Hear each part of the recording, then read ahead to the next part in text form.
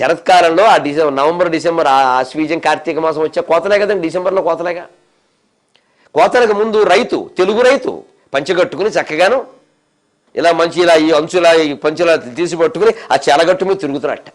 కోసేయిచ్చా ఎరా రేపు ఎంతమందిని పెడతాం కూలాళ్ళనే 50 ఆడవాళ్ళెంత మగవాళ్ళెంత అనేదో మాట్లాడుతున్నట్ట. ఈ కంకులు అతని కాళ్ళ మీదకి వంగేట అంతగా వికసించాయన్నమాట అండి. అంతగా ఇలా వికసించి ఇలా వంగి అప్పుడు రైతులు అనుకున్నట్టు ఏమిటివి నా కాళ్ళకి దండం పెడుతున్నాయి. దానికి సమాధానం కాళిదాసు చెప్పాడు, మమ్మల్ని పెంచి పోషింది ఉత్కాత ప్రతిరూపితాక. ఏదో ఆకుముడి రూపంలో గుబురుగా ఉంటే మమ్మల్ని పీకేవయ్యా నువ్వు. పీకినప్పుడు మేము అనుకున్నాం దుర్మార్గుడు పీకేస్తున్నాడు అనుకున్నాం, కానీ విడివిడిగా నాటుతావని, మళ్ళీ మా కోసం ఎరువులు వేస్తావని, మా కోసం మమ్మల్ని మీ బిడ్డల్లా సంరక్షణ చేస్తావని, మేము ఇలా పాలకంకులు పోసుకుని ఎదిగేలా మమ్మల్ని పోషిస్తావని మేము అనుకోలేదయ్యా.